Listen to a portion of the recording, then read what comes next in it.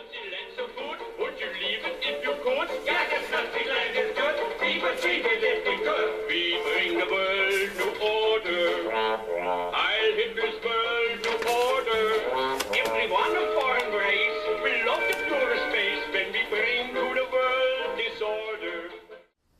Hi, I'm Noah Gervais. In this video, I'm going to be looking back at the entire 34-year history of the Wolfenstein franchise, starting from 1981's Castle Wolfenstein all the way through last year's The Old Blood. It's a long series with a lot of developers and a lot of different directions, but at the core of it is Nazis, hallways, and bullets. Let's start with 1981. The modern gaming world owes a lot of its most beloved core gameplay ideas to an oft-overlooked Apple II game from 1981, Silas Warner's Castle Wolfenstein. Castle Wolfenstein has a lot of pretty significant firsts for game design. It's not only the first game to use the World War II setting, it's widely regarded as the very first stealth game. For such a simple grid of lines and stick figures, there's actually a hell of a lot going on. The idea is that you must escape the dungeons of Castle Wolfenstein, steal the war plans, and escape. You always begin with a pistol and 10 bullets. Then you're off to navigate a maze of Nazis, hallways, and bullets.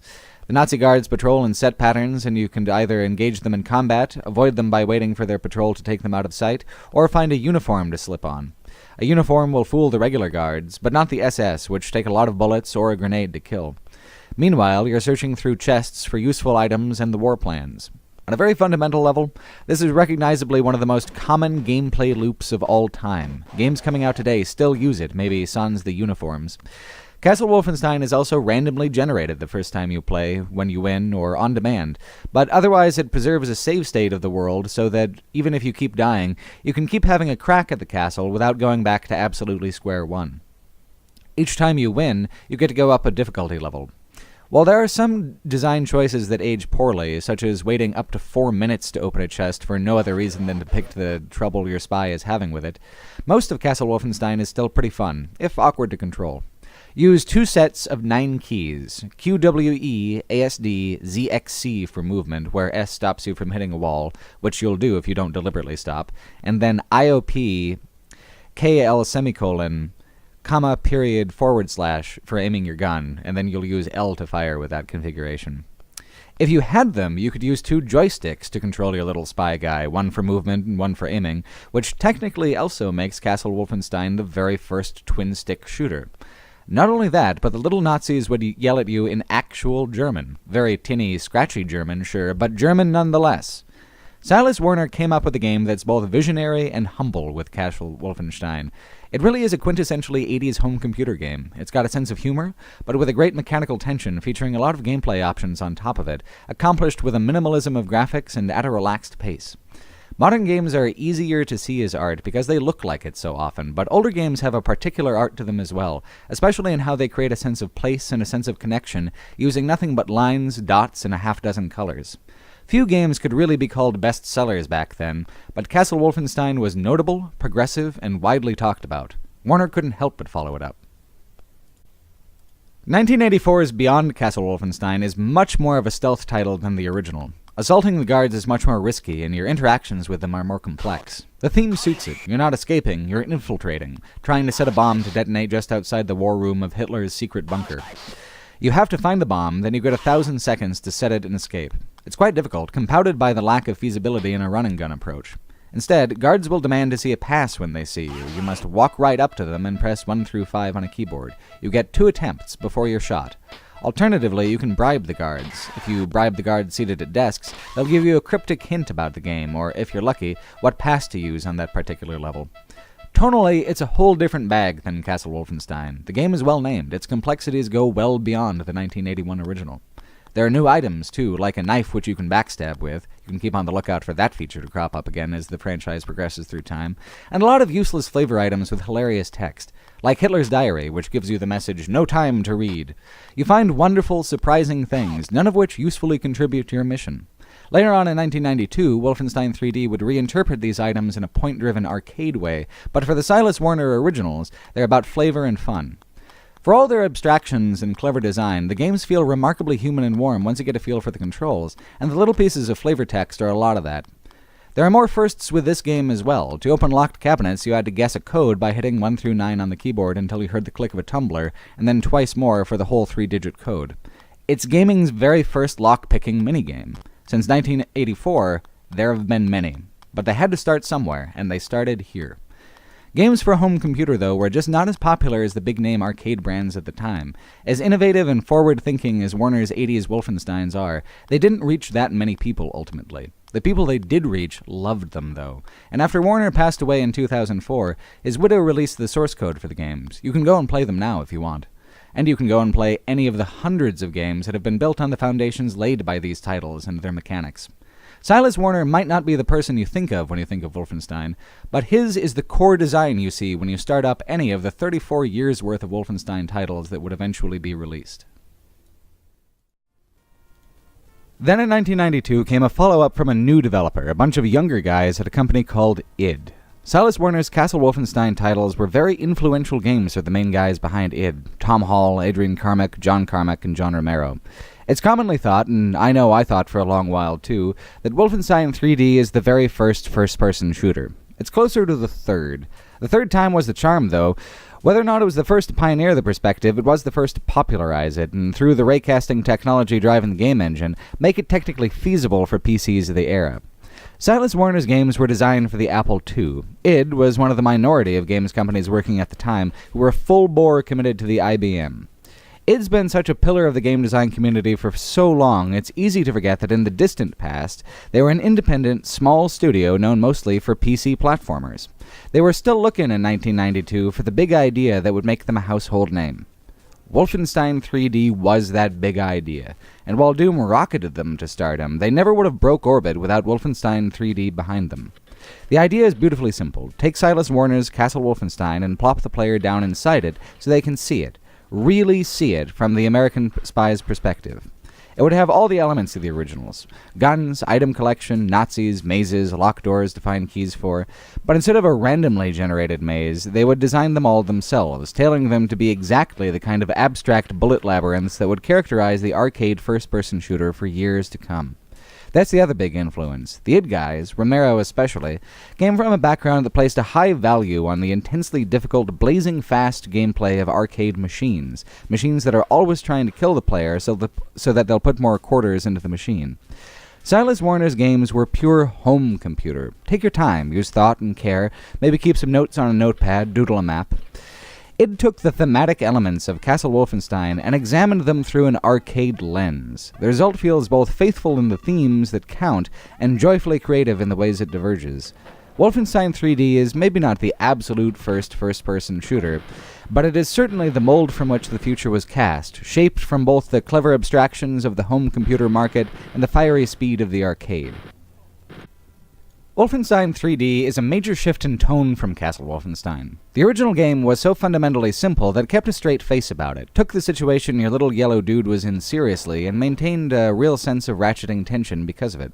Here, even though you're in a mechanically dire situation where even a few stray bullets from the most basic guard can bring you to the edge of death, you're in a world of very bright colors and self-consciously comedic presentation. Commander Keen, the side-scrolling adventures of a boy in a football helmet on a quest to save the galaxy, was id's last big hit, and their brand as a company was a mix of the goofy with the gory. Wolfenstein 3D followed that internal tradition, but intensified it, tripled down on both the goof and the gore. The way the game was going, the mechanics were both fast and dangerous. The stealth elements from Warner's originals, which the id guys have spoken often of having wanted to include, just didn't work with the pace of combat. What they opted for instead was player fragility. On all but the very lowest difficulty, it takes between 2 and 5 hits from even the most basic Nazi guard to kill you. Plus, you've got SS troopers with submachine guns, dogs who run at you in zigzag patterns, mutants who can creep up behind you without making a sound, and the gigantic chain gun-wielding bosses to contend with as well. Wolfenstein 3D was a truly novel game experience when it came out in 1992. No one had seen anything like it, and you could see it for free. Its first episode, fully 33% of the original game, was available as shareware. Shareware is a free, limited version. If you wanted to buy the full version, the company would mail you floppy disks with the rest of the game. The shareware has 10 levels, 9 floors and a secret floor, where you fight your way out of the dungeons of Castle Wolfenstein and kill Hans Grosse, the warden. When you bought the full version, you'd kill your way all the way through to Hitler himself. The main pull of buying the full version was simply to have more maps, more challenges, more time spent in the winding mazes. Unlike Doom, Wolfenstein 3D takes place on a totally flat plane. There are never any elevation changes, and the beginning of and end of each level is an elevator. Because of this, each level is designed like an actual regular maze, with winding digital doodles of hallways, rooms, and doors all connected. Doors can take many shapes, however. Woven into the fabric of every level are push walls, unmarked walls that reveal hidden areas when you try the use key on them. Despite the simplicity of the graphics, there are often subtle signs in the environment that point the eye to secrets, like two pots that might have a door between them, or you might wonder to yourself if a dead-end hallway is really a dead end or not. The craziness of push walls reaches its apex in the game's Ardwolf maze. Hundreds of connected push walls, with a graphic at the end saying, "Call Apogee, say Ardwolf," where the player would win a contest if they did. In their excellent franchise retrospective, Hardcore Gaming 101 explains that players found the Ardwolf code word in the game's files before they even ever found a solution to the maze, and the contest had to be cancelled. The maze is still there, though, in Episode 2, Floor 8, though without the encouragement to phone anybody up. The game is challenging, but the secrets can be hard beyond belief. The Ardwolf maze has two clones of the Hans Grosse boss roaming inside of it. When id set about translating the kind of top-down mazes from the 80s Wolfensteins, they went nuts with it. Not only are the mazes severely abstracted, having no relation to any kind of building anyone has ever built for any purpose, but they also often contain geometric patterns that the player can barely even perceive. There are something like 5 maps in the whole of Wolfenstein 3D and Spear of Destiny, its expansion, that even use swastikas as part of the primary map design. Some use a giant swastika of hallways, some are many smaller swastikas strung together, but in either case, it's not really designed for the player's benefit even, more of a doodle in the level design. More than Doom, since Doom allows elevation change, Wolfenstein's levels are primarily about abstract geometry and trying to get the player lost. Due to the simplicity of the graphics, the game often succeeds. It's a truly hostile set of environments, and they only get more hostile the deeper you get. The abstract design and arcade influence is especially obvious if you get to the secret level in Episode 3, which recreates a Pac-Man arena, complete with the invincible ghosts lifted directly from that famous arcade game and gold in the place of dots. Making levels was simple, so there's a huge amount of pure messing around compared to modern games, where this kind of fun nonsense like the Pac-Man level would represent tens of thousands of dollars investment in today's money in today's market. When id realized that it only took about 1 day to make a level, they immediately turned around and made another 3 sets of 10 levels, the Nocturnal Missions, Episodes 4, 5, and 6, if you're willing to indulge their joke.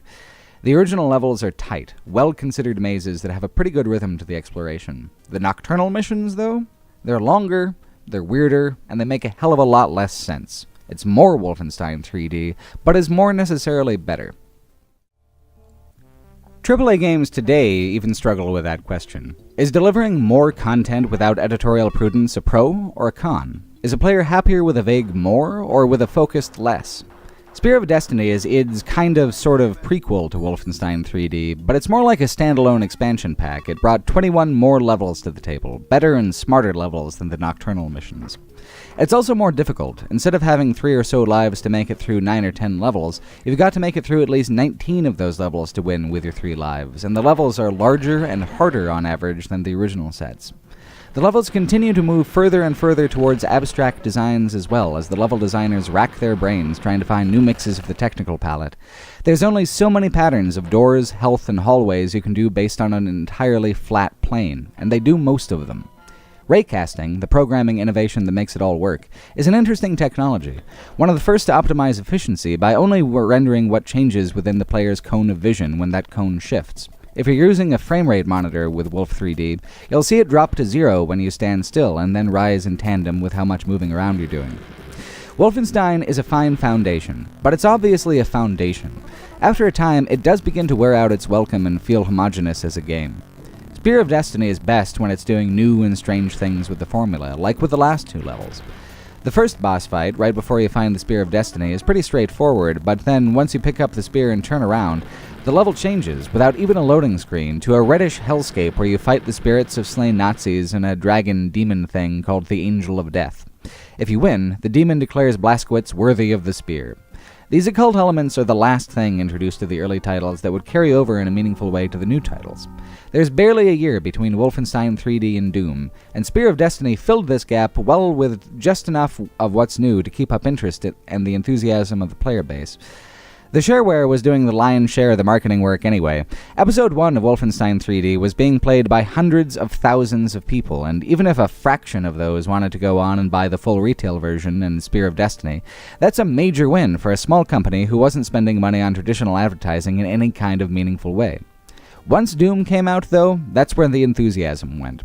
Only third-party publisher FormGen would remain interested in the flat labyrinths of colorful Nazis. Only FormGen would look at Spear of Destiny and say, not colorful, not crazy enough. Hardly anyone has played what I referred to as the Lost missions of Spear of Destiny, two 21-mission sets called Return to Danger and The Ultimate Challenge. FormGen, a very small publishing company, put them out in 1994 along with a $40 level editor for the Wolf 3D engine. They bring up the total count of Wolf 3D levels to around 120, but they are 42 of the weirdest and worst levels for the game, so it's hard to say if this is added value or not. These level sets, called accessory packs, don't make any sense to me from either a business or a game design perspective. Each set is structured the same, they have the same bosses in the same places, and each steals the ending from the original Spear of Destiny campaign verbatim, changing nothing. The abstraction in the design is out of control. One level is a 9-cube game of tic-tac-toe when viewed from above, with the quote, "The only winning move is not to play," written in blocks outside of the level boundaries. The entire level is just a weird reference to war games with Matthew Broderick. That's its entire reason for being. This is a reference you can't even see from inside the game. A gigantic tic-tac-toe board in the form of a maze is incomprehensible from a first-person perspective. These accessory packs are pretty obviously off-the-cuff, one-man maps. They're too unnecessarily complicated, they're too cheap-looking, and most of all, they're too fucking blue. Blue is the color they wanted the most, but FormGen's general approach to color is all of it, for no reason. The guns are blue, the dogs are blue, the walls are blue. Who would greenlight this idea? Who would say to a blue chain gun, "Great suggestion, but let's also make the walls and the Nazi uniforms ridiculous colors"? The world may never know. I wouldn't have known they even existed if these Lost missions didn't come bundled with the Steam version of Spear of Destiny. The only thing that they do contribute to the legacy is underlining why Doom was a bigger hit, why that was the title that made id what it is today, where Wolf 3D occupies a more historical, less popular position. The first-person perspective is a very powerful game design tool, but it would take true 3D, not the half measures of raycasting, to make the perspective so ubiquitous in gaming. The very last level of Ultimate Challenge flings BJ into the future, where UAC boxes, from Doom, line the halls. Doom was the future, in real life and in the Ultimate Challenge. Doom took Wolfenstein 3D's maze-like level design and gave it an artistic overhaul. It has a dozen more ways to kill, a whole new dimension to navigate. It was id right down to the bedrock. The accessory packs are a confused attempt to use a palette too colorful for Doom, or common sense for that matter, to try and attract attention away from Doom. Doom is so serious-faced. Play the accessory packs instead, right? There's slightly nothing Wolfenstein about them. They're a little-known cash grab from the distant past. Wolfenstein itself would persevere, though. The spirit of the franchise was still part Silas Warner's, and it wouldn't be heard from again until first-person shooters were finally ready to accommodate the stealth elements of the original 80s titles. Return to Castle Wolfenstein is an unusual position for a sequel, trying to build off of the game that prototyped the structural mechanics that all modern first-person shooters are mostly based off of. When 1998 came around, though, two other first-person games would be released that would change the way that people saw the shooter genre. The Wolfenstein Doom model, the arcade school of first-person design, would start to fade as a new wave of shooters came to dominate the marketplace. Those two titles are Looking Glass Studios' stealth classic Thief and Valve's iconic Half-Life. Return to Castle Wolfenstein, which came out in 2001, is a direct response to the pressures and possibilities that those games opened up. Half-Life led to the rise of the story-driven shooter, but it's Thief that's more interesting and relevant as far as breaking ground for Return to Castle Wolfenstein. Thief led to a resurgence of stealth games, the very genre that the original Wolfenstein, 1981's Castle Wolfenstein, pioneered. By the late 90s and early 2000s, the way a player could interact with the 3D space had exploded outward from the flat corridors of the previous Wolfenstein in 1992. Return to Castle Wolfenstein was positioned to not only follow up Wolfenstein 3D, but to do exactly as the name implies, bringing back the alternation between stealth and action that made the 1981 original such a historically significant title. Again, Wolfenstein 3D was intended to have stealth elements, but the engine was just too damn raw to make it work with any degree of elegance. Return to Castle Wolfenstein, at last, has all the pieces that make up the two Wolfenstein experiences from two previous decades, and has the will to forge them both together. From Castle Wolfenstein, it takes the feeling of subterfuge and tension, mandatory stealth sequences where you have to avoid engaging the guards and sounding the alarm. From Wolf 3D, it takes the punchy, dangerous gunplay and secret-intensive level design. From both titles, it would take the things that lie at the mechanical heart of a Wolfenstein title. Nazis, treasures, secrets, and bullets. Return to Castle Wolfenstein even starts the exact same way that previous titles do, in the prisons of Castle Wolfenstein, ambushing a guard for his knife and his Luger. This time, however, the castle is just the beginning.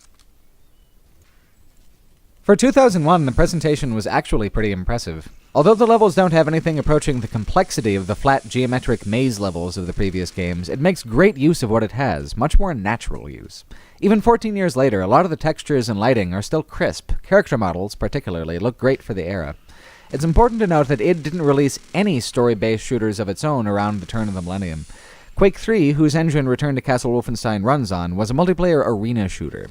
Id got developer Raven to come in and make the game, and they pushed the technology in a lot of exciting directions with the campaign design. For example, one thing the game made a big fuss about in the original advertising is the flamethrower and its fire effects, and they're right to brag about it.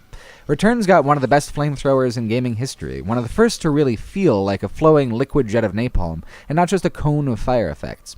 Freelance game critic G.B. Buford praised the game's flamethrower for its fidelity to the way World War II-era flamethrowers actually fired on a technical level.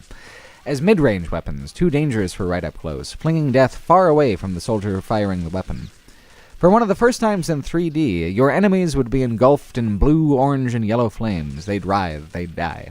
It's a great example of what happens when the enthusiasm for the new technology positively influences how the player interacts with the game, combining new possibilities for expressing fire with a unique and historically grounded mechanical feel for the weapon and the gameplay.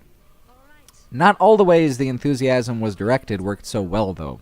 By far the cheesiest thing about the game is how, to show off the detail of the character models and animations, they included platoons of form-tight, leather-clad Nazi dominatrixes with submachine guns.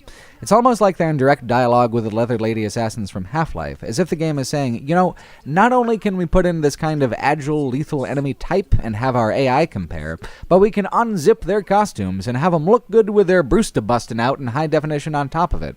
Gordon Freeman never rolled his hips like these funky Fraulines. This kind of sexual fetishization of Nazi fashions is decades old, going back to the 1970s at least, if not before, and it's not wholly out of line with the pulp action camp that the franchise is known for. You have, after all, already killed Mecha Hitler. The thing that makes it negatively cheesy is how the game is clearly trying to impress the player by making SS, at least temporarily, stand for sultry and sensual. Time has not been kind to its lingerie-wearing Nazi sorceresses. They look preposterous and silly, but in 2001 it was an earnest attempt to titillate. It was an earnest attempt to show off the animation and sharpness of the character models through that titillation. And you know what? At the time, that was powerful marketing for the most part, and it was really typical marketing. But now it's a heavy-duty eye-roller. Lucky thing, though, the overwhelmingly vast majority of the game is just straightforward killin' Nazis, and killin' Nazis is something that Return to Castle Wolfenstein portrays flawlessly. B.J. Blazkowicz is Indiana Jones through the lens of the id shooter, perpetually foiling a Nazi war machine hungry for the arcane secrets of the past. By embracing an enhanced technology, paranormal-infused vision of the Third Reich, which was already part of the Indiana Jones vibe and the Wolfenstein 3D design aesthetic, they're able to make the Nazi war machine as ridiculous as it needs to be to support the high-momentum, high-octane, heavy shooting mechanics. There were a lot of World War II shooters in the couple of years before and after Return to Castle Wolfenstein, and almost all of them wanted to portray the war with a degree of realism, part of exploring how realistic of worlds the new game engines that were being coded were able to render. Return to Castle Wolfenstein, though, lives up so well to its id pedigree, it is defiantly, triumphantly pulpy. Why limit yourself to panzer tanks when you can have half-man, half-machine super soldiers with chain guns for hands? Why stick to allies and Axis when you can toss in some zombies for good measure and have it work great? Return to Castle Wolfenstein draws so much from the mechanical innovations of past id shooters that it's easy to miss that one of the most faithful things that Raven preserved from the 1992 classic was its attitude. Flippant, confident, playful, gleefully self-indulgent. It embraced the story-driven campaign designs that had transformed shooters in the years since Wolf 3D, sure, but it never strayed much from the arcade-inspired shooting and looting. Return to Castle Wolfenstein also marks a tipping point in how trivial accomplishments are acknowledged by games. In Wolf 3D, kills, item collection, and secrets all increased your score. Here, there's a checklist of just secrets and gold collectibles. It's gone from going for the high score and putting your initials on the scoreboard to a checklist of hidden content for the player's own exploratory satisfaction. That's been the way of it ever since. You 100% a game and its achievements. The nomenclature of arcade titles, like getting the high score, feel dated and out of touch when talking about modern video games. Story-driven campaigns had a lot to do with it. The drive to make games more cinematic in design went hand in hand with a push for better hardware, faster software, higher and higher definition textures and animations. But one of the unique appeals of games is being able to mess around with them, poke at and explore the edges and seams, and collectibles have always been the special province of those sorts of players most inclined to closely explore in that way. They're the ones who examine the game with the most practical scrutiny, and I think designers really enjoy the process of setting up these obscure side challenges, at least partially out of curiosity to see how players engineer ways to get to them. At best, collectibles and secrets are a dialogue between the level designers and the players, both sides delving farther into the particulars of the level than most people would. At worst, they're a gimmicky distraction. The distinction between good and bad in terms of collectibles really does seem to rest on the shoulders of the level designers. If the challenge in finding the collectible is arbitrary, like looking behind every single shelf, or based on noticing subtle alternate paths in the environment, things that look just a little bit off that end up leading to a whole new area. Secrets, classic secrets, like Wolfenstein 3D spent so much effort on, the ones based on rewarding a player's curiosity and spatial reasoning, are always more satisfying than ones based on pure completionism. That's one thing Return to Castle Wolfenstein really excels at. There aren't many secrets and collectibles, not even a significant fraction of what's in Wolf 3D, but the ones that are there have been integrated into the levels in really surprising and delightful ways. There's not a lot in Return to Castle Wolfenstein that really feels that dated. There's stuff that feels primitive and raw, sure, like intermittent and brief appearances of destructible environment and the underwhelming simplicity of the outdoor areas, but overall there's very little going on in Return to Castle Wolfenstein that shooters today don't still do in recognizably similar ways. The damage system is geared a little differently, closer to the severity of Wolf 3D. You're given a 1 to 100 health and armor counter that gets whittled away with alarming speed. You're extremely fragile, but extremely mobile. That's why it's a run and gun experience. If you don't run, that's pretty much all she wrote. Return to Castle Wolfenstein alternates very skillfully between levels and areas that do the aggressive shootouts with levels and areas that demand stealth and careful advancement.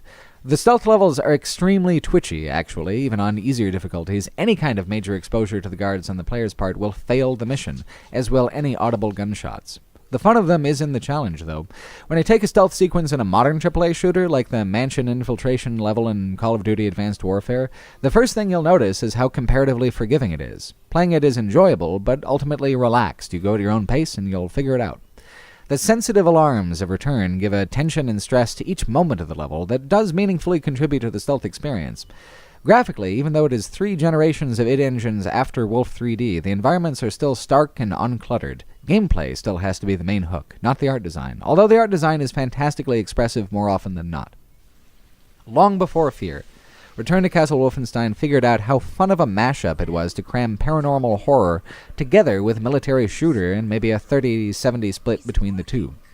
One of the only truly dated elements of the campaign is its use of a silent protagonist.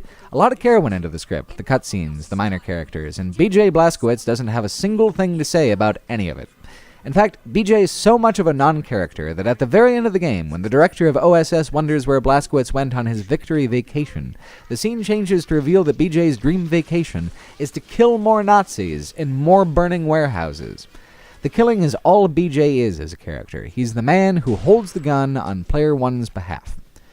What's good about the plot is how well it integrates pulp action elements with the gameplay design, the guns, the enemies, the order of the levels, the themes of the levels. That's a big part of why movie versions of video games struggle so much. Frequently, the narrative of a game is inseparable from its structural and mechanical ambitions, and when you rip those things out to get a purely cinematic experience out of it, you're left holding something that is decidedly less impressive and engaging than when you started out with. Wolfenstein is a predominantly mechanical and thematic franchise. In a games market increasingly looking to Hollywood for inspiration, that can lead to a crisis of identity, which is exactly what Wolfenstein would struggle with coming into the 21st century. The next few years were quiet for the franchise. There was a multiplayer-only spin-off called Wolfenstein Enemy Territory, and there was a mobile game with a Wolfenstein theme, Wolfenstein RPG. They're not well known, but then again, neither very much is Wolfenstein 2009, the next AAA release in the franchise, which was also developed by Raven. Although it was the same studio, the intent and execution is wholly different than what they were going for in 2001. In 2009, what they wanted was a full reboot, right down to the core mechanics, something that would make Wolfenstein feel like a high-budget, high-gloss modern shooter, disconnected from its arcade roots.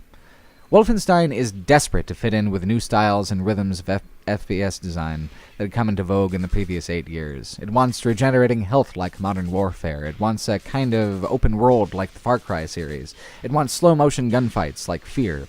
And it wants even more generic features like persistent upgrade trees. Wolfenstein 2009 does itself a great disservice in its stabs at modernization, and swapping out the core staples of the id shooter, like static health, linear progression, and arcade sensibilities, it loses much of what makes it identifiably Wolfenstein. The game is still technically a sequel to Return to Castle Wolfenstein. It acknowledges the previous game as having occurred, but it's a reboot at heart. The game still knows that the root of the Wolfenstein formula is Nazis, gold, secrets, and bullets, and on all of those fronts it still does seek to deliver, but the methods are all new, and those methods feel altogether so flat. It's difficult to assess Wolfenstein 2009 in many ways because, like many Raven titles, it's got a tremendous amount of energy, attention, and craft dedicated to it. It's very ambitious in its own way. Those ambitions ultimately led the game down a very muddled and bland path, however. No change is so emblematic as the changes made to B.J. Blazkowicz himself. First of all, he has a voice, but he never says anything that isn't minimally functional for the plot, acknowledging orders, asking the obvious questions, all relating to what's going on right now. He still isn't actually a character, despite having an honest-to-God voice actor and everything. And his look has been updated. He's younger looking, vaguely, but with a hell of a lot more chin. He looks like Max Payne a la John Travolta in Grease. It's a weird look. He's Johnny American, in every man, in every way. He was updated, given a new look, a new attitude, new features, but he's coming off as much more of a goofy novelty than a serious modernization. So goes Blazkowicz, so goes the game.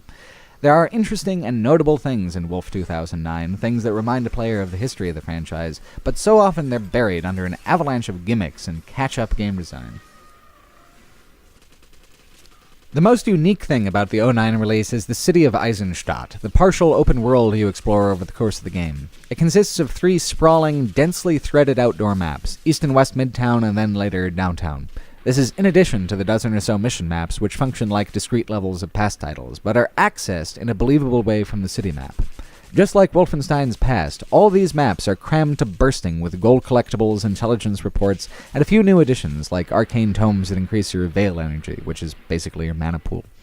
It's done in a way that's a little reminiscent of the old Wolf 3D labyrinths. Eisenstadt's streets, rooftops, and sewers all crisscross with interesting paths and detours, many of which are difficult to find. But the number of gold collectibles ranges in the hundreds, not the dozens, and it really is a matter of sticking your nose behind every single piece of furniture in the game to collect them all.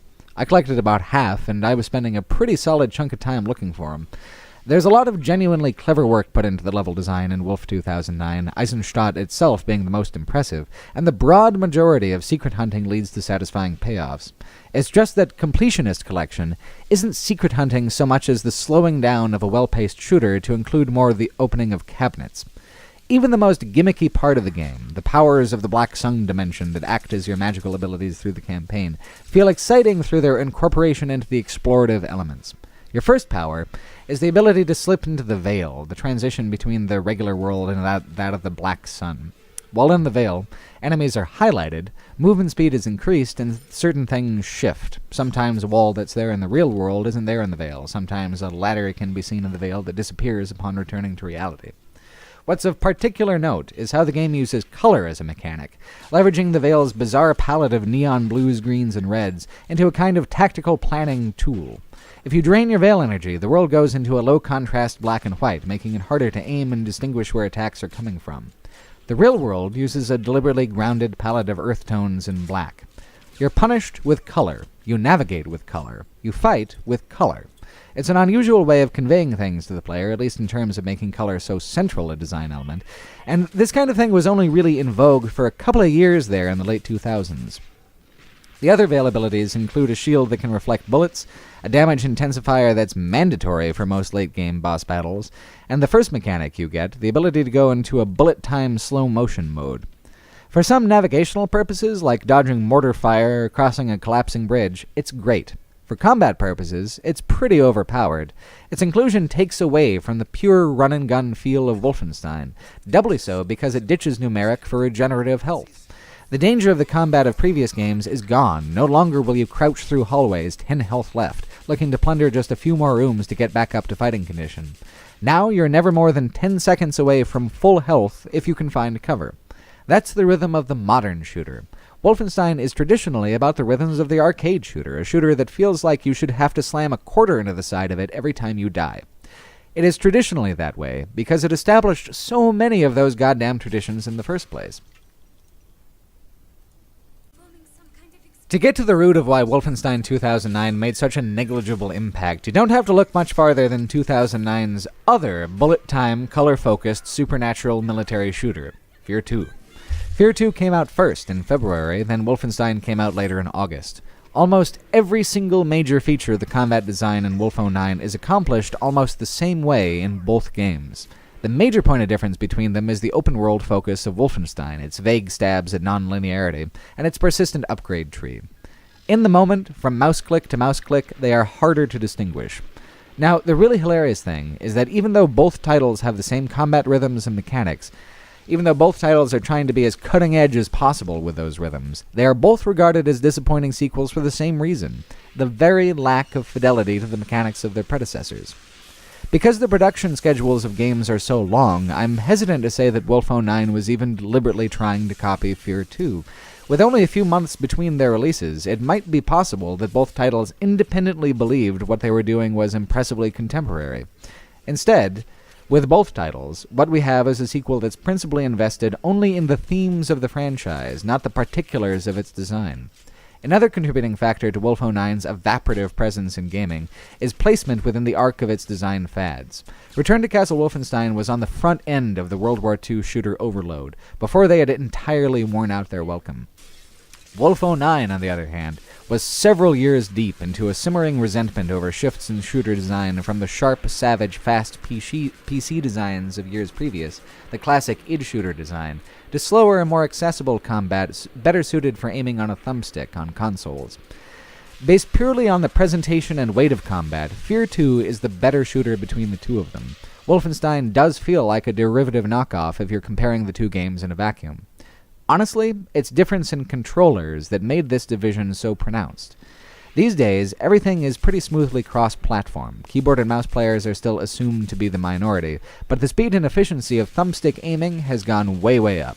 As consoles have continued to dominate the business end of the games market, their controls have improved. But in 2009, there was still some kind of assumption that people playing on controllers were at a kind of inherent disadvantage that the design should have to compensate for. Bullet time is particularly helpful for this. All of Wolfenstein 2009's design choices make perfect sense from a marketing perspective in the business climate of the game's release. It's only when you come at them from the perspective of someone partial to the old games that these design decisions are so thoroughly vexing. That's why it's a partial reboot. It allows the previous games to still be a part of the continuity while going after a demographic of gamers who had only played next-generation consoles and had never heard of this Wolfenstein business. That's not a knock against those players, but you can see how it poorly positions Wolf-09 to go after that market so aggressively. The game spends a great deal of time trying to prove that it can do all the things that other console shooters can do, to the point where very little time and energy is left to demonstrate what it can do uniquely. Not that the plot and presentation of the campaign didn't contribute their share to the game's failure to leave an impression. It's not just Blazkowicz who's all business and no character, it's the whole cast and script, dreary and grey as the skies of Eisenstadt. Caroline Becker and the Kreisau Circle are a perfectly serviceable group of good guys with which to advance the plot, and there are a surprisingly large number of side conversations to have, but there's a plasticity and lack of connection that's really hard to put a finger on. Sometimes there's some bit of dialogue that's really fun, like an offhand comment about how much Blazkowicz would be able to afford at the black market if he still had the Spear of Destiny and was willing to pawn it. And then later there's a group of occultists called the Golden Dawn whose sole purpose seems to be to provide tutorials on your veil powers, and then also offer up a background character as some kind of double agent betrayer guy. What ought to be the campaign's strength, discrete levels joined by an open-world hub, is instead its biggest hurdle. The plot jumps around so much from mission to mission that there is very little to hold on to and stay invested in. Essentially, you're still doing floors 1 through 9 with some bonus floors. Those floors have just gotten vastly more sophisticated in their presentation. Eisenstadt and the Resistance subplots feel genuinely superfluous, tacked on to the core of the Wolfenstein formula, unbalancing the formula. There's fun to be had in the secret hunting that's woven into Eisenstadt, but even if the game pretends to be otherwise, it is still intensely linear. The city only opens up section by section as you complete the main chapters. Meanwhile, you'll keep doing the same fights as you go from one end of the city and then back again. Enemy density might be one of the only true ways that the game remains grounded in Wolfenstein tradition. You're killing tons and tons and tons and tons of Nazis, well over 1,000 by the end of my playthrough. The enemy variety is great too. You'll have all the classic types and some new ones. Ground troops, officers, SS, mechanical troopers, undead Nazis, assassins, both of the 2001 dominatrix variety and a new invisible variety that is, you guessed it, identical to the invisible assassins in Fear, right down to their costumes and using bullet time against them. It's a good mix of old and new, retooled for the new mechanical rhythms, but it is an awkward mix, ultimately. Wolfenstein 2009 doesn't quite know what it wants to be. It wants the nostalgia of the franchise pedigree, but stops short of being bold enough to include the anachronistic by then design elements that truly give the franchise character. Even Death's Head, a returning villain from Return to Castle Wolfenstein, is kinda milquetoast here. Sure, he's a mean Nazi, maybe even a very mean Nazi, and he's got a monocle, which is possibly sinister.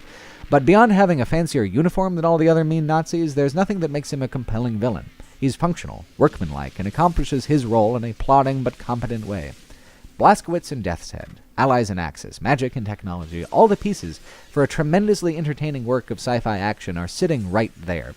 When Wolf 2009 goes to assemble them, it mangles and snaps the pieces. It wants those pieces to conform to the game they want to market. It gives more weight to the back-of-the-box features than either mechanical or tonal fidelity to what makes Wolfenstein Wolfenstein. Death's Head isn't even the boss. Hans Grosse is. Yes, the same Hans Grosse who's the boss of the Wolfenstein 3D shareware levels. He even makes passing reference to being beaten by Blazkowicz before.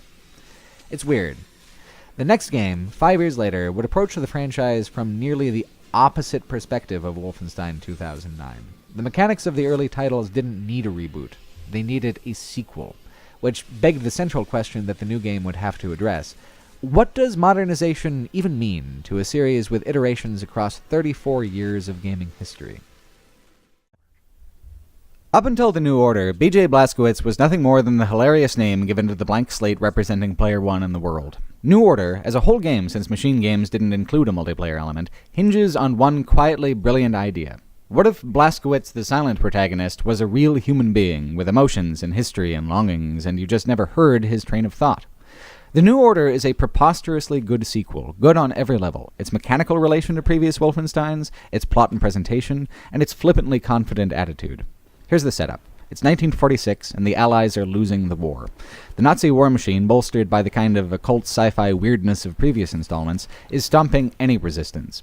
The Allies' last chance is a raid against Death's Head's factory, where these abominations are being mass-produced. This is where the game opens, Blazkowicz flying across the ocean, ready to finish what he started in 2001's Return to Castle Wolfenstein. Even if the game decides to take BJ more seriously than any previous installment, it doesn't invalidate those installments. Characters make frequent references to the events of previous titles, even if mostly as asides or offhand comments. The mission, of course, is doomed. Everything goes wrong from the start, with nothing less than the outcome of the war on the line. After fighting into the interior of the fortress, a suitably gothic one in classic Wolfenstein art style, Blazkowicz and his squad are captured by Death's Head. He makes you choose who lives and whose brain he harvests. It's this moment where the peculiar balance of classic Wolfenstein themes and contemporary production sensibilities really start harmonizing. BJ and Death's Head have been nemesis for 3 games, but never before have they seemed human, something more concrete than the caricatures of the brave American and the craven Nazi. In this scene, Death's Head is sadistically playful, polite to Blazkowicz in a deeply disturbing way. Wilhelm Strasse loves being a Nazi. He loves every part of it, from the power to the secret knowledge to the culture of absolute service. B.J. Blazkowicz, on the other hand, has been fighting for so long that he doesn't really remember anything else. He doesn't want to be here, but he'll always end up in this place of death and evil because he can't abide by the injustice in the world in a very Captain America kind of way. He embodies the most romanticized, sympathetic impulses of the Americans during World War II, doing what is right before what is wrong can tighten its grip on the world. The contrast between the two characters has always been there, but neither character was ever given enough personality to reflect it so well until now. This is what the New Order is trying to accomplish as a sequel. Take the things that have always been Wolfenstein, the iconic rhythms of combat and stealth, of secrets and exploration, of bullets and Nazis and winding corridors, and take them seriously, not as gimmicks, not as selling points on a checklist, but as the foundations with which to construct a whole new world and story with those critically familiar elements echoing through each element of modernization. 1946 is just the opening frame for the New Order. Blazkowicz survives, but a piece of shrapnel in his head puts him in a coma for 14 years. He spends it in a sanitarium, the assumption being that a burly, blonde-haired, blue-eyed fellow like him must be German, a veteran to store somewhere quiet and out of the way. Blazkowicz watches the world he was fighting to save vanish outside the window as he sits helpless in a chair in the corner. Then, in 1960, the Nazis purge the hospital. His fellow patients are being executed, and Nazis kill the staff after they raise objections, except for a nurse, Anya, who's being taken in by the Nazi murder squad. The smell of blood and cordite, the rage of helplessness, it breaks the trance that BJ's been in, and his first act is to stab a Nazi right in the fucking neck, taking his pistol, his knife, and beginning the real journey of the New Order. It's such a brilliant, well-executed setup. It pulls on so many strings. Nostalgia for previous games, emotional investment in the world and its main character, and a whole slew of visual and tonal updates to the world itself. The New Order is a very vivid retelling of a very old sci-fi trope, the primitive exposing and fighting the injustices of the future's false utopias. It's there in H.G. Wells' The Time Machine, it's there in Aldous Huxley's Brave New World, it's even in Demolition Man with Sylvester Stallone and Wesley Snipes. And it's an especially nice trope because it's both powerful in its ability to tether a player or reader or viewer to the character from the past and let you learn about the new world through their eyes. Plus, it hasn't been sapped of impact by tremendous overuse. Every now and then, you get this kind of story, and they're almost always satisfying on some level. Here, the Nazis have run the world for 14 years. There's computers, a Nazi stronghold on the moon with regular shuttles, and a monolithic series of Nazi architecture made out of a substance called superconcrete. It's exactly the kind of whiz-pow vision of the future you'd see in sci-fi from the era, but corrupted with the inherent evil of the Reich. The world of the New Order is a bona fide Nazi utopia, a vision of the 1,000-year Reich actually getting settled in for a whole millennium. And it's fucking terrifying. A utopia for Nazis is a totalitarian hellscape for everyone else on the planet who's not a goddamn Nazi, and seeing Blazkowicz grapple with it as one man against a civilization is amazing. What about America, he asks. No more America. The Nazis used the atom bomb, Anya's parents explain, BJ having come to her parents' house after escaping the murders at the sanitarium. What about the resistance, then? BJ will just join the resistance. No more resistance. They won. There's no more war, except the war that BJ can carry with him personally. Opposing the Nazis isn't the work of soldiers, it's the work of titans, Atlas carrying the world on his shoulder. Blazkowicz sees it in more practical terms. If you start killing Nazis, and keep killing Nazis, it stands to reason that they're going to run out of Nazis one day. Like previous games, the killing is all there is to BJ Blazkowicz. Unlike previous games, it's a matter of character and conviction, not just the frenzy of arcade bloodlust. So, what you've got is a character who's defiantly stuck in the conflicts of the past, living in a world that thinks it's moved on. BJ mirrors how the New Order sees itself as a game. The mechanical anachronisms matter deeply, and the point of even making a Wolfenstein game isn't so much to cash in on the name, which Wolf-09 strays pretty close to doing, but to design a title that's a natural extension into the future of the themes of the past. Machine Games didn't make a multiplayer component because they wanted to focus on the single-player campaign, to make it truly stand out. It does. Multiplayer is such a huge focus right now in 2016 that many first-person single-player campaigns feel like an afterthought. They are more often tutorials for the player-versus-player battlegrounds, not something they can sell the whole experience on.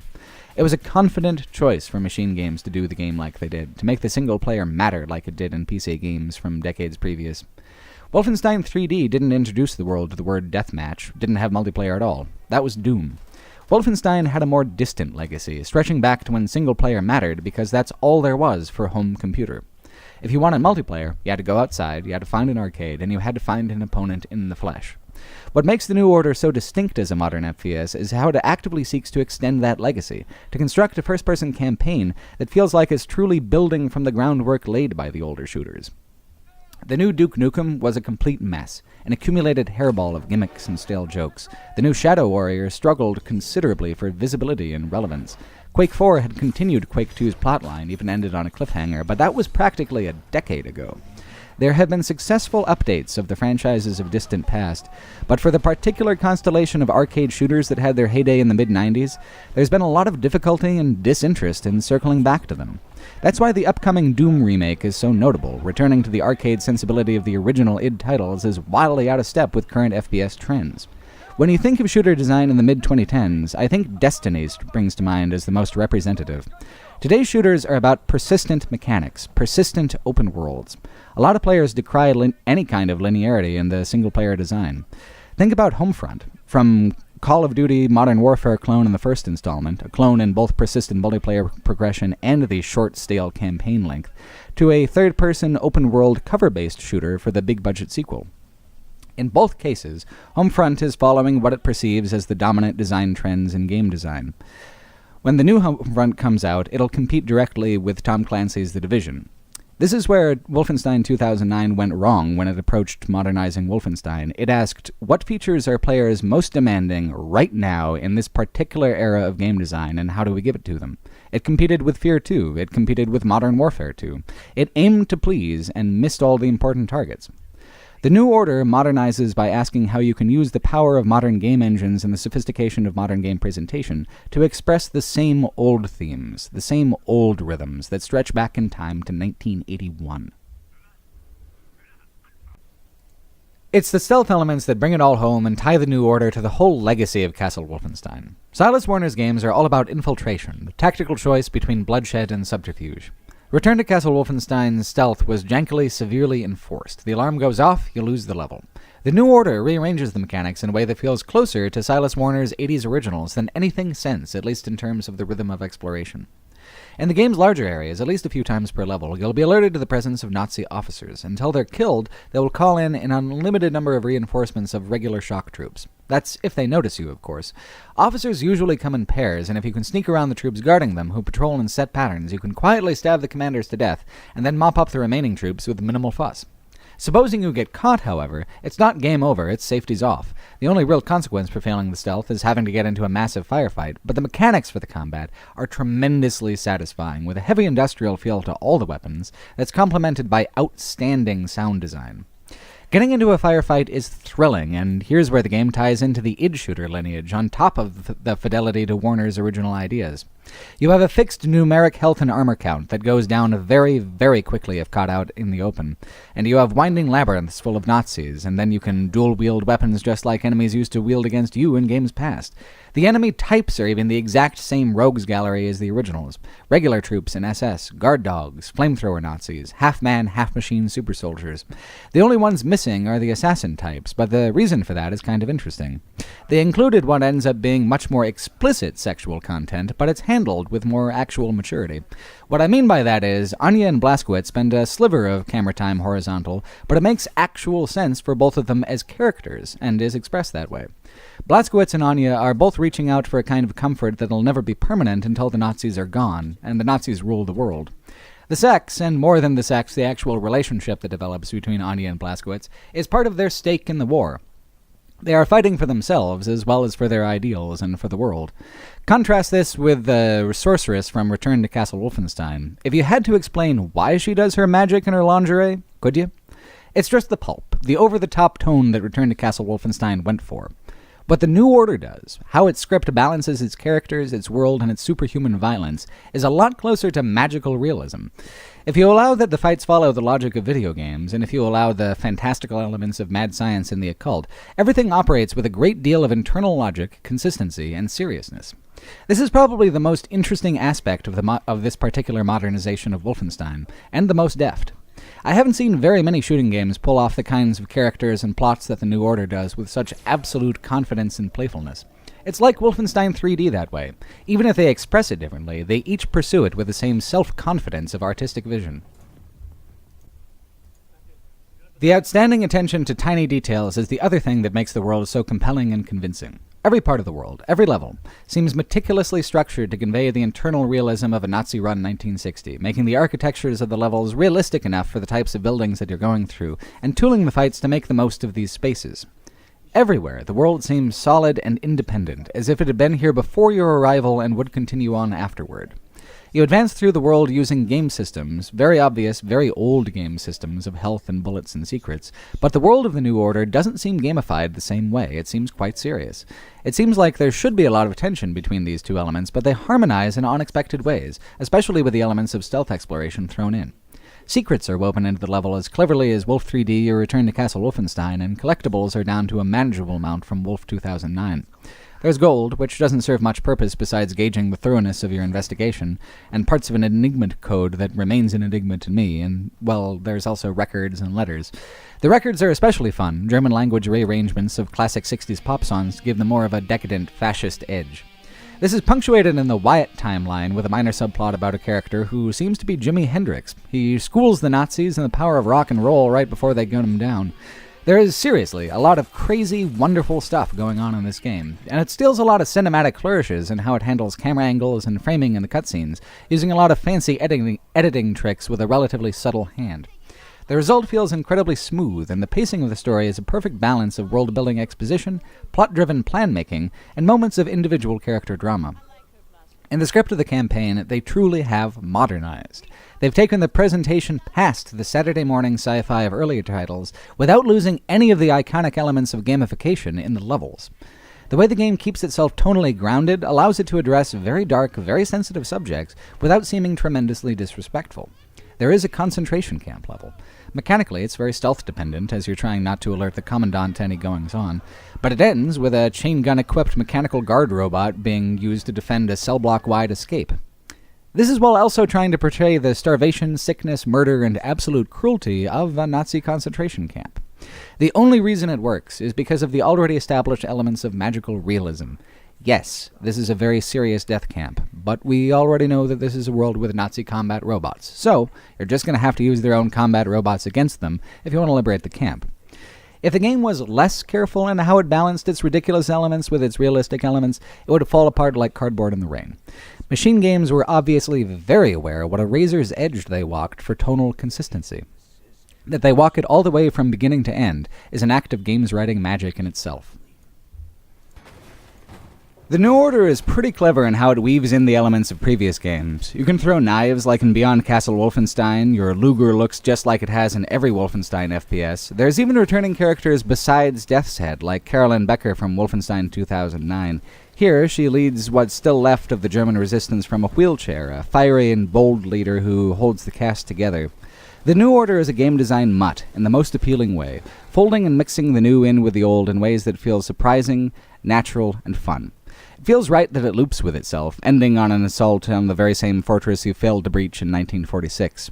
This time, with a stolen Nazi nuclear submarine leading the charge, it feels decidedly more likely to succeed. You fight your way through the fortress, which is a great example of how the New Order blends thematic and mechanical architecture. The halls of the fortress are a terrible mix of slate and black marble, modern with Gothic flourishes, and this particular sort of decoration leads to firefights that destroy the stone, chipping away at cover, leaning on the kind of chaotic whirlwind of dust and bullets and screams that you've seen since the first Matrix movie's lobby shootout pretty much set the template for the idea. It's internally consistent with the plot and the aesthetic, but engineered for exciting gameplay. That's what makes it so successful. Despite all the cinematic elements, it never truly conceives of itself as a movie. Its singular ambition is to be a good Wolfenstein game.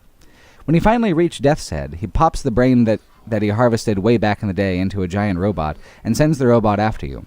On the one hand, you get a crazy boss battle that would look right at home in Wolfenstein 3D, and on the other, the fight is framed between what feels like a very heartfelt apology and goodbye between two old comrades at arms.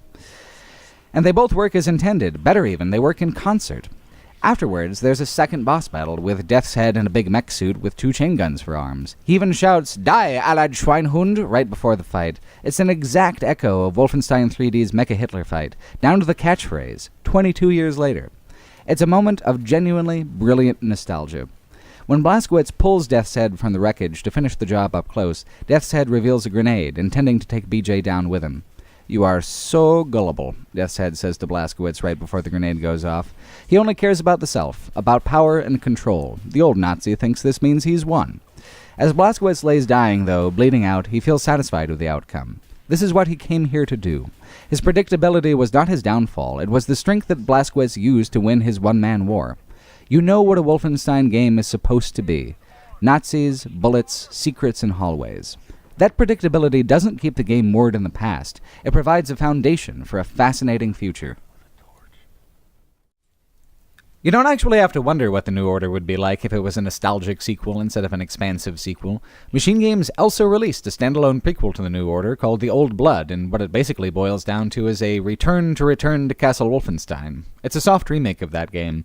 A similar order of events, similar settings, reimaginings of familiar characters.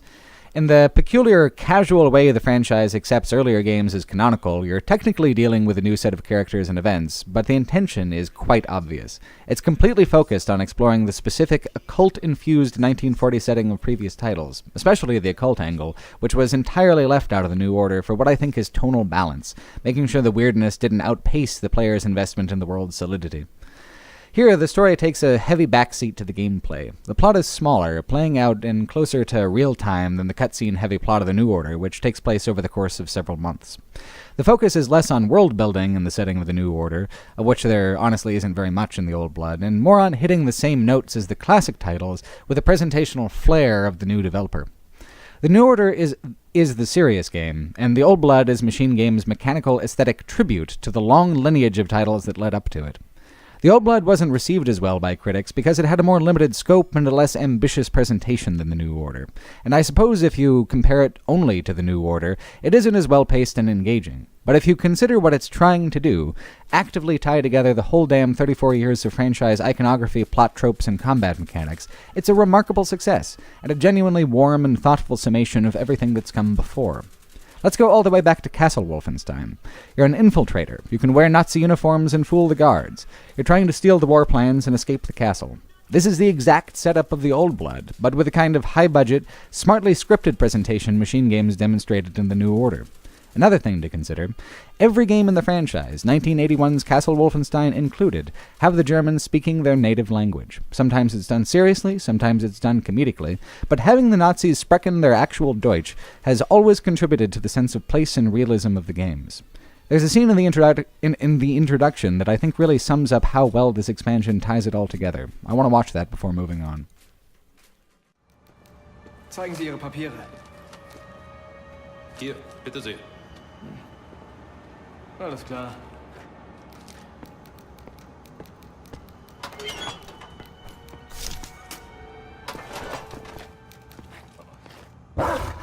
Guten Morgen, Herr Jäger.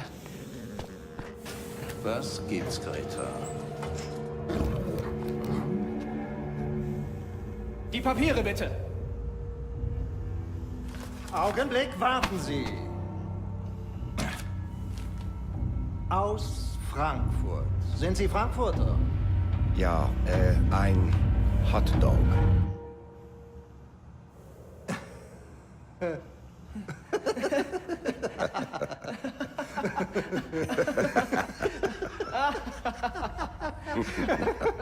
So ein komischer Kauz. Die spinnen, die Amis. Hotdog. Die werden sich wundern, wenn wir an der Macht sind. Weiter. Greta, bei Fuß.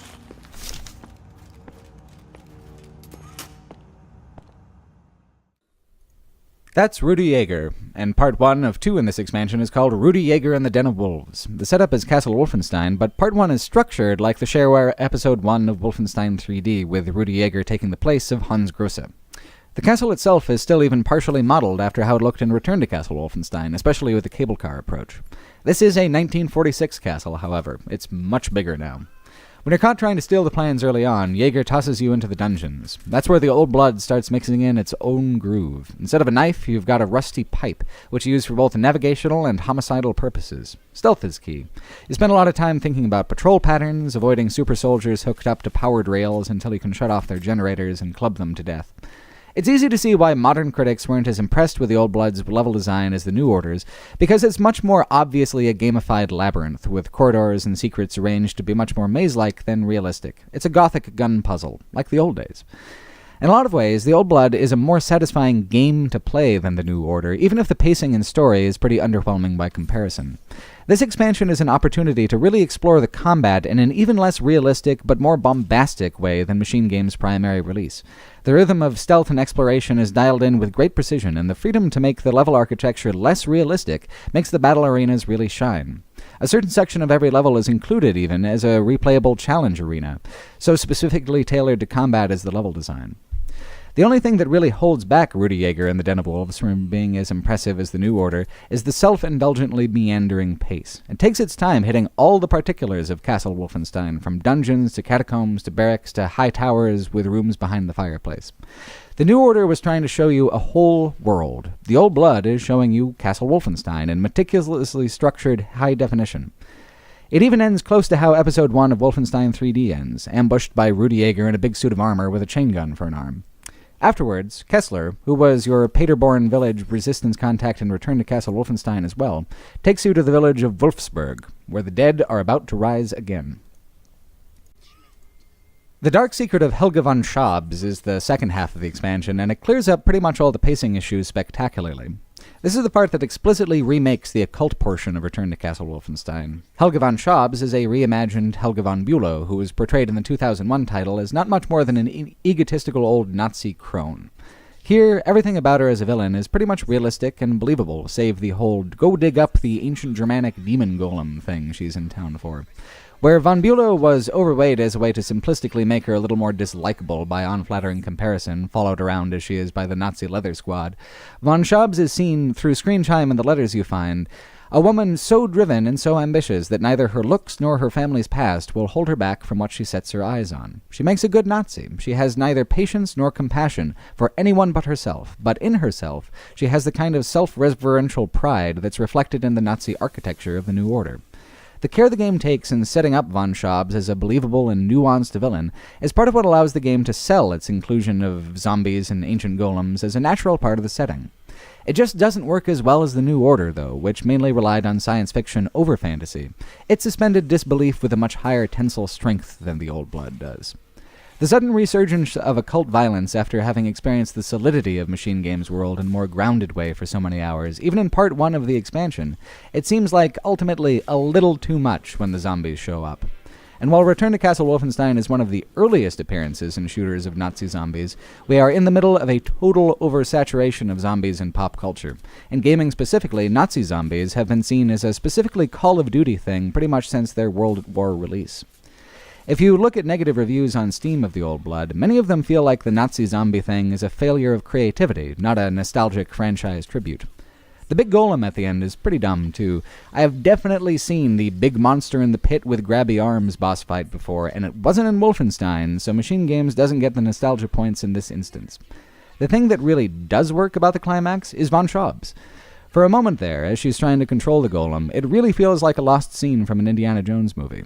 Part 2 of The Old Blood is great mechanically and great thematically, but it also shows that having moved so far forward with a New Order, it isn't so easy to move backwards. What works in a game that's trying to be completely creative in its world building and plot is not guaranteed to work so smoothly in a game with a foundation of nostalgia. The nostalgia works in a mechanically favorable way, though. A wonderful bridge between the new and old. At the very end, you're saved from the rubble by Fergus and taken to the airfield from which you'll stage your assault on Death's Head's labs in the opening of the New Order.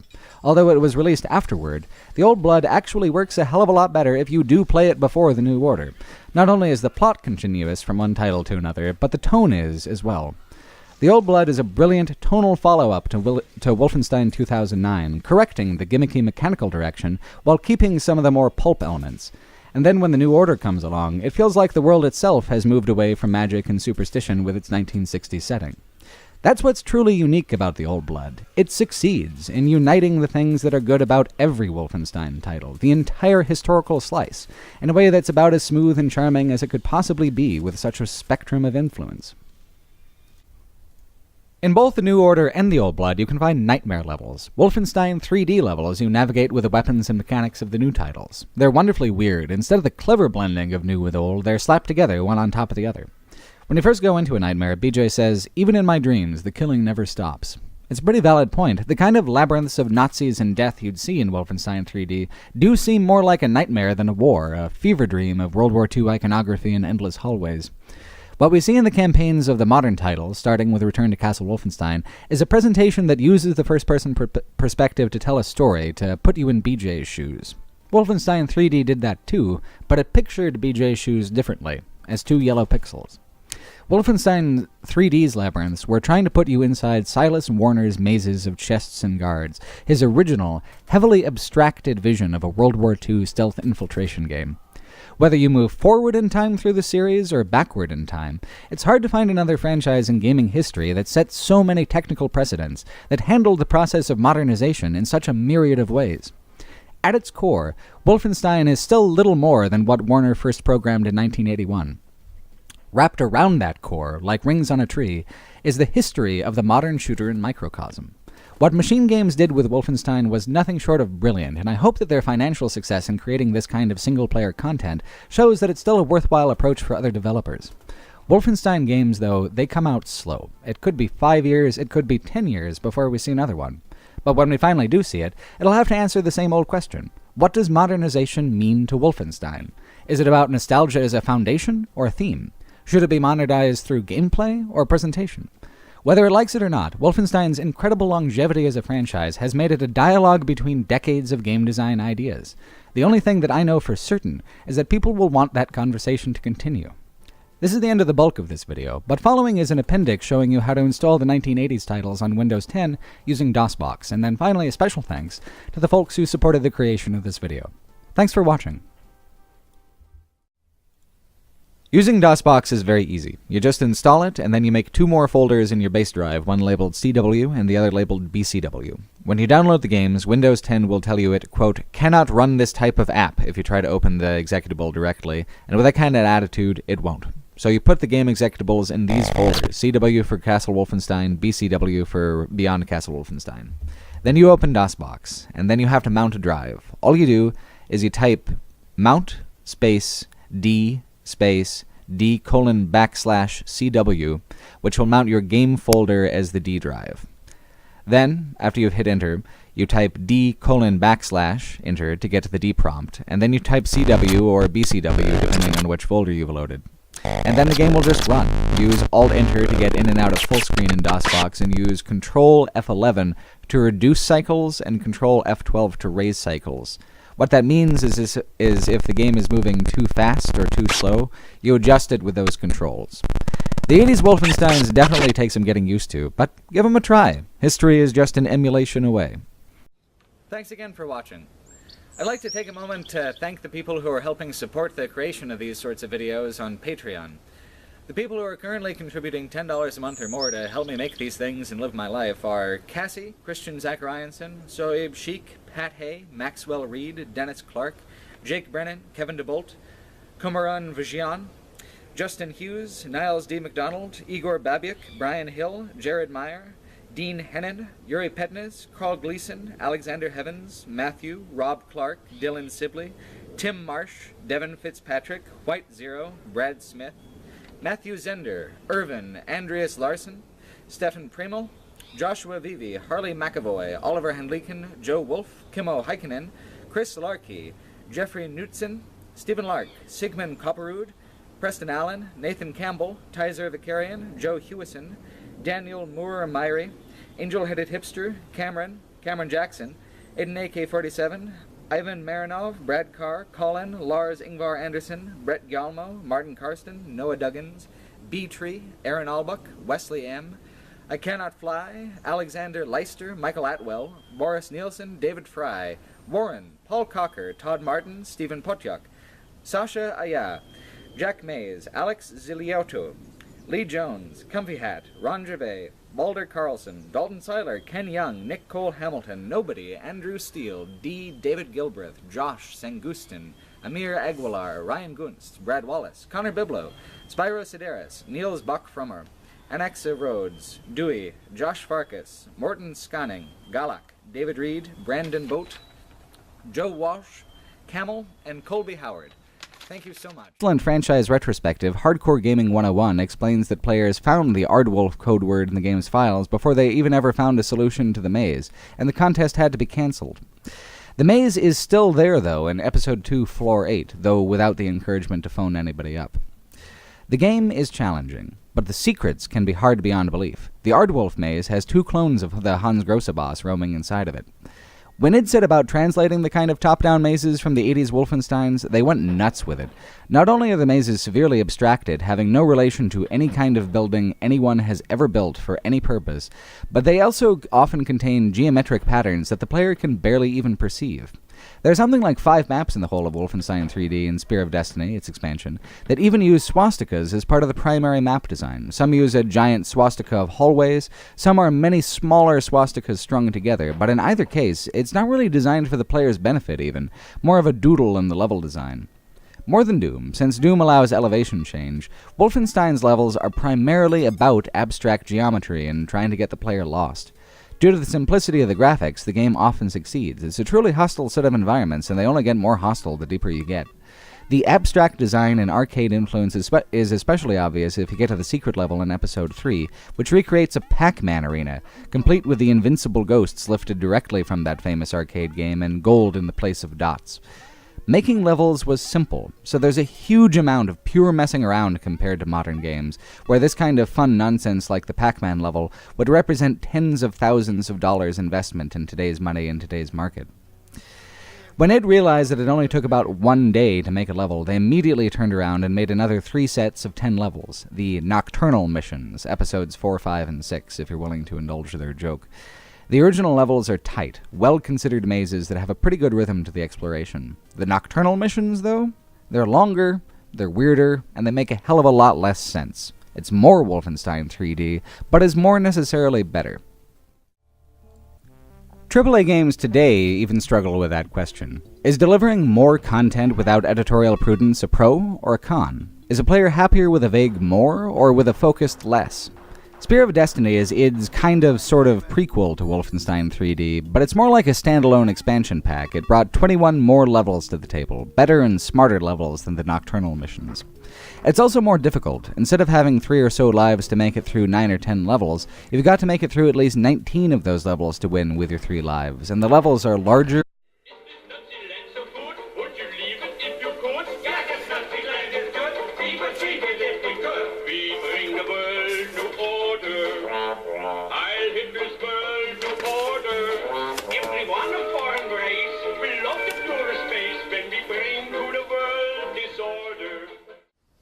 Hi, I'm Noah Gervais. In this video, I'm going to be looking back at the entire 34-year history of the Wolfenstein franchise, starting from 1981's Castle Wolfenstein all the way through last year's The Old Blood. It's a long series with a lot of developers and a lot of different directions, but at the core of it is Nazis, hallways, and bullets. Let's start with 1981. The modern gaming world owes a lot of its most beloved core gameplay ideas to an oft-overlooked Apple II game from 1981. Silas Warner's Castle Wolfenstein. Castle Wolfenstein is a lot of pretty significant firsts for game design. It's not only the first game to use the World War II setting, it's widely regarded as the very first stealth game. For such a simple grid of lines and stick figures, there's actually a hell of a lot going on. The idea is that you must escape the dungeons of Castle Wolfenstein, steal the war plans, and escape. You always begin with a pistol and 10 bullets. Then you're off to navigate a maze of Nazis, hallways, and bullets. The Nazi guards patrol in set patterns, and you can either engage them in combat, avoid them by waiting for their patrol to take them out of sight, or find a uniform to slip on. A uniform will fool the regular guards, but not the SS, which take a lot of bullets or a grenade to kill. Meanwhile, you're searching through chests for useful items and the war plans. On a very fundamental level, this is recognizably one of the most common gameplay loops of all time. Games coming out today still use it, maybe sans the uniforms. Castle Wolfenstein is also randomly generated the first time you play, when you win, or on demand, but otherwise it preserves a save state of the world so that, even if you keep dying, you can keep having a crack at the castle without going back to absolutely square one. Each time you win, you get to go up a difficulty level. While there are some design choices that age poorly, such as waiting up to 4 minutes to open a chest for no other reason than to pick the trouble your spy is having with it, most of Castle Wolfenstein is still pretty fun, if awkward to control. Use 2 sets of 9 keys, QWE, ASD, ZXC for movement, where S stops you from hitting a wall, which you'll do if you don't deliberately stop, and then IOP, KL semicolon, comma, period, / for aiming your gun, and then you'll use L to fire with that configuration. If you had them, you could use 2 joysticks to control your little spy guy, one for movement and one for aiming, which technically also makes Castle Wolfenstein the very first twin-stick shooter. Wolfenstein 3D is a major shift in tone from Castle Wolfenstein. The original game was so fundamentally simple that it kept a straight face about it, took the situation your little yellow dude was in seriously, and maintained a real sense of ratcheting tension because of it. Here, even though you're in a mechanically dire situation where even a few stray bullets from the most basic guard can bring you to the edge of death, you're in a world of very bright colors and self-consciously comedic presentation. Commander Keen, the side-scrolling adventures of a boy in a football helmet on a quest to save the galaxy, was id's last big hit, and their brand as a company was a mix of the goofy with the gory. Wolfenstein 3D followed that internal tradition, but intensified it, tripled down on both the goof and the gore. The way the game was going, the mechanics were both fast and dangerous. The stealth elements from Warner's originals, which the id guys have spoken often of having wanted to include, just didn't work with the pace of combat. What they opted for instead was player fragility. On all but the very lowest difficulty, it takes between 2 and 5 hits from even the most basic Nazi guard to kill you. Plus, you've got SS troopers with submachine guns, dogs who run at you in zigzag patterns, mutants who can creep up behind you without making a sound, and the gigantic chain gun wielding bosses to contend with as well. Wolfenstein 3D was a truly novel game experience when it came out in 1992. No one had seen anything like it, and you could see it for free. Its first episode, fully 33% of the original game, was available as shareware. Shareware is a free, limited version. If you wanted to buy the full version, the company would mail you floppy disks with the rest of the game. The shareware has 10 levels, 9 floors and a secret floor, where you fight your way out of the dungeons of Castle Wolfenstein and kill Hans Grosse, the warden. When you bought the full version, you'd kill your way all the way through to Hitler himself.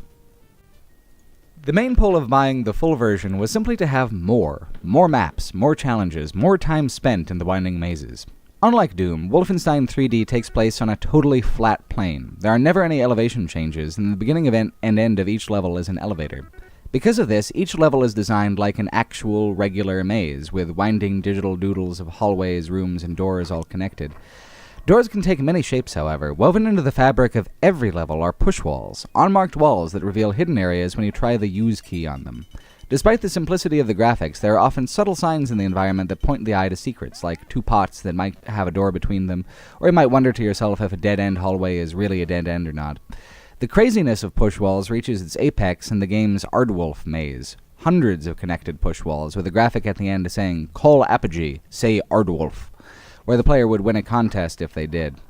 In their X2004, his widow released the source code for the games. You can go and play them now if you want. And you can go and play any of the hundreds of games that have been built on the foundations laid by these titles and their mechanics. Silas Warner might not be the person you think of when you think of Wolfenstein, but his is the core design you see when you start up any of the 34 years' worth of Wolfenstein titles that would eventually be released. Then in 1992 came a follow-up from a new developer, a bunch of younger guys at a company called id. Silas Warner's Castle Wolfenstein titles were very influential games for the main guys behind id, Tom Hall, Adrian Carmack, John Carmack, and John Romero. It's commonly thought, and I know I thought for a long while too, that Wolfenstein 3D is the very first first-person shooter. It's closer to the third. The third time was the charm, though. Whether or not it was the first to pioneer the perspective, it was the first to popularize it, and through the raycasting technology driving the game engine, make it technically feasible for PCs of the era. Silas Warner's games were designed for the Apple II. id was one of the minority of games companies working at the time who were full-bore committed to the IBM. id's been such a pillar of the game design community for so long, it's easy to forget that in the distant past, they were an independent, small studio known mostly for PC platformers. They were still looking in 1992 for the big idea that would make them a household name. Wolfenstein 3D was that big idea, and while Doom rocketed them to stardom, they never would have broke orbit without Wolfenstein 3D behind them. The idea is beautifully simple. Take Silas Warner's Castle Wolfenstein and plop the player down inside it so they can see it, really see it from the American spy's perspective. It would have all the elements of the originals. Guns, item collection, Nazis, mazes, locked doors to find keys for. But instead of a randomly generated maze, they would design them all themselves, tailoring them to be exactly the kind of abstract bullet labyrinths that would characterize the arcade first-person shooter for years to come. That's the other big influence. The id guys, Romero especially, came from a background that placed a high value on the intensely difficult, blazing fast gameplay of arcade machines that are always trying to kill the player so that they'll put more quarters into the machine.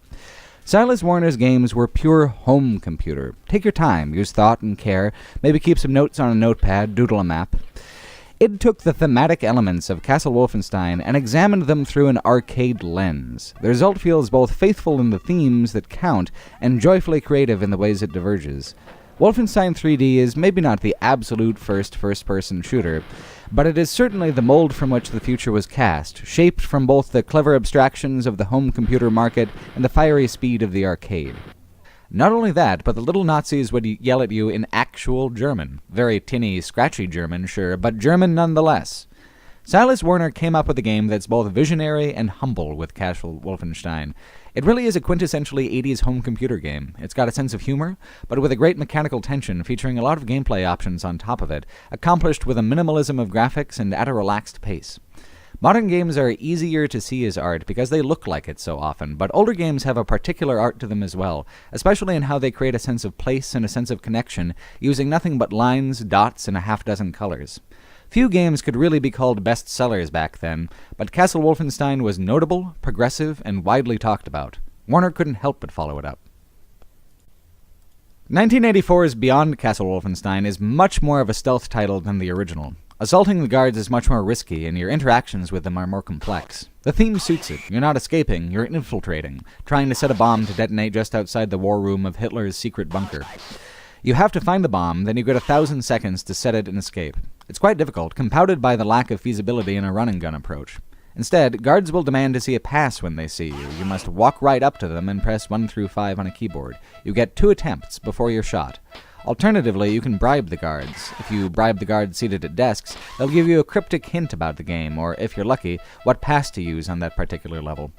Tonally, it's a whole different bag than Castle Wolfenstein. The game is well named. Its complexities go well beyond the 1981 original. There are new items, too, like a knife which you can backstab with. You can keep on the lookout for that feature to crop up again as the franchise progresses through time. And a lot of useless flavor items with hilarious text, like Hitler's diary, which gives you the message, "No time to read." You find wonderful, surprising things, none of which usefully contribute to your mission. Later on in 1992, Wolfenstein 3D would reinterpret these items in a point-driven arcade way, but for the Silas Warner originals, they're about flavor and fun. For all their abstractions and clever design, the games feel remarkably human and warm once you get a feel for the controls, and the little pieces of flavor text are a lot of that. There are more firsts with this game as well. To open locked cabinets, you had to guess a code by hitting 1 through 9 on the keyboard until you heard the click of a tumbler, and then twice more for the whole 3-digit code. It's gaming's very first lock-picking minigame. Since 1984, there have been many, but they had to start somewhere, and they started here. Games for a home computer, though, were just not as popular as the big-name arcade brands at the time.